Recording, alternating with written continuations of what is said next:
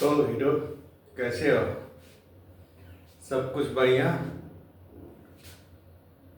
हमेशा थोड़ा थोड़ा स्टडी करने का है। थोड़ा थोड़ा स्टडी करते हुए सब कुछ समझ में आ जाएगा, आराम से सब कुछ सीख जाओगे।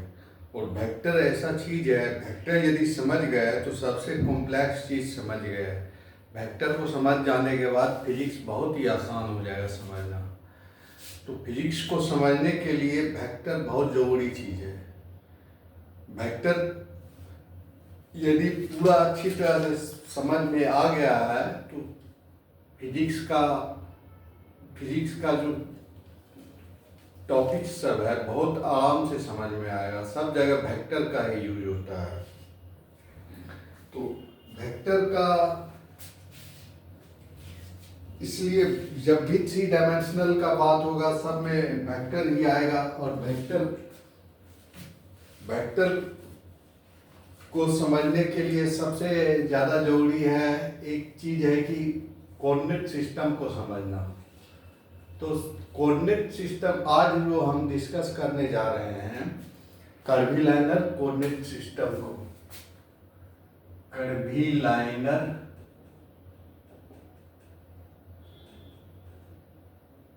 Coordinate system.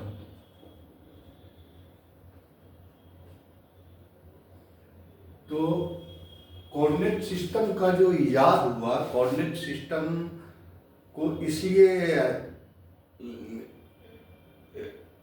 उसका जो कोऑर्डिनेट सिस्टम का पता किया, खोज किया आदमी थ्री डायमेंशनल स्पेस को समझने के लिए। जैसे कि टू डायमेंशनल को तो प्लेन में हम समझ सकते हैं, जब कोऑर्डिनेट सिस्टम से ही हम थ्री डायमेंशनल स्पेस जो है, हर एक चीज थ्री डायमेंशन में होता है, एक्स वाई जेड तीनों होता है। तो ये थ्री डायमेंशनल स्पेस, हर एक एक्टिविटी थ्री डायमेंशनल स्पेस में होता है। तो थ्री डायमेंशनल स्पेस को समझने के लिए कोऑर्डिनेट सिस्टम का इजाद हुआ। तो सबसे पहले कोऑर्डिनेट सिस्टम में तीन एक्सिस होता है। एक्स, यदि कार्टेशियन का बात करें तो तीन एक्सिस होता है, एक्स वाई जेड। उसी तरह स्फेरिकल और सिलेंड्रिकल सिस्टम में भी तीन एक्सिस होता है। तो अब सवाल उठता है कि कार्टेशियन कोऑर्डिनेट सिस्टम जो इतना अच्छा सिस्टम है, तीनों एक्सिस परपेंडिकुलर है, उससे सारा स्पेस को हम समझ सकते हैं। तो फिर ये स्फेरिकल और सिलेंड्रिकल सिस्टम का क्यों इजाद हुआ? तो इसके लिए है, सबसे पहले लिख देते हैं तीन तरह का कोऑर्डिनेट सिस्टम होता है। ये तीन तरह का होता है। पहला जो है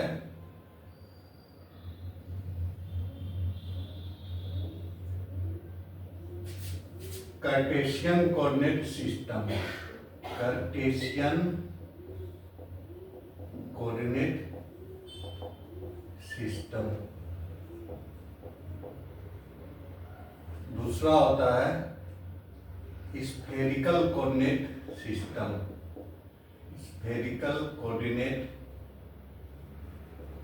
सिस्टम। और तीसरा होता है cylindrical coordinate system. Cylindrical coordinate system.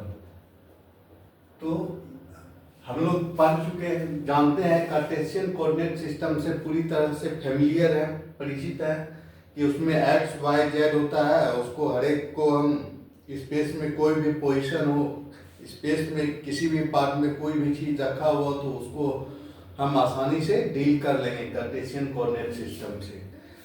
लेकिन फिर स्फेरिकल सिलेंड्रिकल कोऑर्डिनेट सिस्टम का क्यों इजाद हुआ? तो यदि हम स्फेरिकल कोई ऑब्जेक्ट है, उसके अंदर कोई स्पेस को समझना है, यदि उसको हम कार्टेशियन कोऑर्डिनेट सिस्टम से समझने जाएं तो बहुत ही कॉम्प्लेक्स हो जाएगा। उसका कैलकुलेशन सब बहुत कॉम्प्लेक्स हो जाएगा और उसको कैलकुलेशन करने में बहुत टाइम लग जाएगा। लेकिन स्फेरिकल कोऑर्डिनेट सिस्टम से यदि हम उसका कैलकुलेशन करेंगे तो वो आसान से कैलकुलेट हो जाएगा। उसी तरह सिलेंड्रिकल कोऑर्डिनेट सिस्टम, कोई सिलेंड्रिकल ऑब्जेक्ट है, उसके अंदर स्पेस को हमको समझना है, तो यदि हम कार्टेशियन कोऑर्डिनेट सिस्टम से उसके स्पेस को समझेंगे तो वो बहुत ही कॉम्प्लेक्स हो जाएगा उसका कैलकुलेशन सब। वो भी तो वो भी उसका भी कैलकुलेशन हो जाएगा, लेकिन वो सारा कैलकुलेशन बहुत ही कॉम्प्लेक्स हो जाएगा। तो उसको आसानी से समझने के लिए सिलेंड्रिकल कोऑर्डिनेट सिस्टम का इजाद हुआ। और एक और होता है पोलर कोऑर्डिनेट सिस्टम। ये सिलेंड्रिकल का ही एक पार्ट है, पोलर कोऑर्डिनेट सिस्टम। तो ये तीनों कोऑर्डिनेट सिस्टम को अब हम डिटेल में समझेंगे कि क्या होता है। कार्टेशियन कोऑर्डिनेट सिस्टम में लाइन एलिमेंट, कोई पाथ है, कर्व है, चाहे कैसा भी पाथ है, एक लाइन में पाथ है या कोई कर्व में पाथ है, तो उसका जो इन्फिनिटेसिमल लाइन एलिमेंट है उसका क्या मान होता है, उसको हर एक कोऑर्डिनेट सिस्टम में समझेंगे। उसके बाद सिलेंड्रिकल कोऑर्डिनेट सिस्टम में भी उस लाइन एलिमेंट को समझेंगे। फिर इन्फिनिटेसिमल एरिया एलिमेंट का क्या वैल्यू होता है कार्टेशियन कोऑर्डिनेट सिस्टम में, स्फेरिकल कोऑर्डिनेट सिस्टम में, सिलेंड्रिकल कोऑर्डिनेट सिस्टम में, वो समझेंगे। उसके बाद इन्फिनिटेसिमल वॉल्यूम एलिमेंट का क्या मान होता है इन तीनों कोऑर्डिनेट का, है कि कैलकुलेशन के लिए हमको डिफरेंशिएशन और इंटीग्रेशन करना पड़ेगा। कोई भी चीज़ का कैलकुलेशन करने के लिए कितना अमाउंट है, क्या है, सबको डिफरेंशिएशन इंटीग्रेशन करना पड़ेगा। तो उसमें हमको लाइन एलिमेंट उसका पाथ के एनालॉग में इंटीग्रेशन आएगा। कोई भी चीज़ का, फिजिकल क्वांटिटी का, एरिया का भी सरफेस इंटीग्रल भी आएगा, वॉल्यूम इंटीग्रल भी आएगा कोई फिजिकल क्वांटिटी का। तो उसका जो है जब इंटीग्रेशन करेंगे तो हमको लाइन एलिमेंट का जरूरत पड़ेगा, सरफेस एलिमेंट का जरूरत पड़ेगा, वॉल्यूम एलिमेंट का जरूरत पड़ेगा, इन्फिनिटेसिमल वॉल्यूम एलिमेंट का जरूरत पड़ेगा। तो उस तीनों को भी, वो तीनों को हर एक कोऑर्डिनेट सिस्टम में देखेंगे। पोजीशन वेक्टर को देखेंगे कि कोई ओरिजिन से यहाँ पे रखा हुआ है कोई भी ऑब्जेक्ट, तो उसका क्या पोजीशन वेक्टर होगा, उसको देखेंगे क्या पोजीशन वेक्टर होगा। और उसका कोऑर्डिनेट एक्सिस जो है क्या क्या होगा, क्या क्या कोऑर्डिनेट एक्सिस लेंगे ये सारा सिस्टम में, वो देखेंगे। और उसके बाद उसके कोऑर्डिनेट का क्या क्या रेंज होता है वो देखेंगे। और उसके बाद देखेंगे कि, और ये सारा सिस्टम जो है ऑर्थोगोनल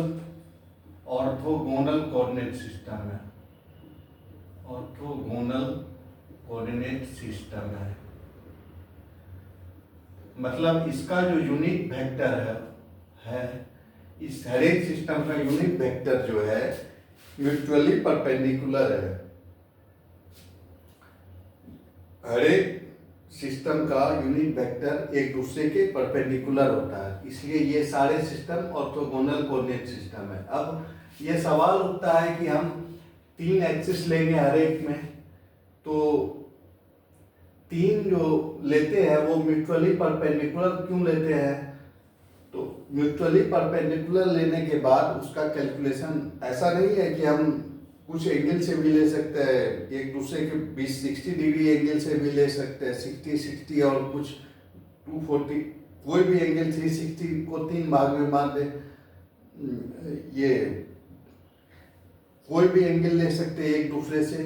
तीन एक्सिस होना चाहिए, तीनों एक्सिस एक दूसरे से कुछ भी एंगल बना सकता है। लेकिन यदि हम 90 डिग्री से अलग एंगल लेंगे तो उसका कैलकुलेशन बहुत ही कॉम्प्लेक्स हो जाएगा। इसलिए जो है हर एक यूनिट वेक्टर, हर एक एक्सिस के बीच 90 डिग्री लिया जाता है ताकि उसका कैलकुलेशन आसान रहे। तो इस तरह से हम कर्वीलाइनर कोऑर्डिनेट सिस्टम को डील करेंगे, इन सारे टॉपिक्स को स्टडी करेंगे। तो सारा चीज लाइन एलिमेंट, डीएल का मान, डीए का मान, डीबी का मान, इन्फिनिटेसिमल वॉल्यूम एलिमेंट का मान, इन्फिनिटेसिमल सरफेस एलिमेंट का मान, क्या क्या होता है हर एक कोऑर्डिनेट सिस्टम में, ये सब जानेंगे। उसको जानना इसलिए ज़रूरी है क्या है कि उसका कोई भी फिजिकल क्वांटिटी का यदि हम वो मैग्नीट्यूड मालूम करना है तो उसका मैग्नीट्यूड कैलकुलस से ही मालूम करेंगे, उसके लिए इंटीग्रेशन डिफरेंशिएशन का यूज होगा, वहाँ वो सारा टर्म आएगा। तो ये सारा टर्म को हम डिटेल में अब स्टडी करेंगे हर एक कोऑर्डिनेट सिस्टम में। Thank you.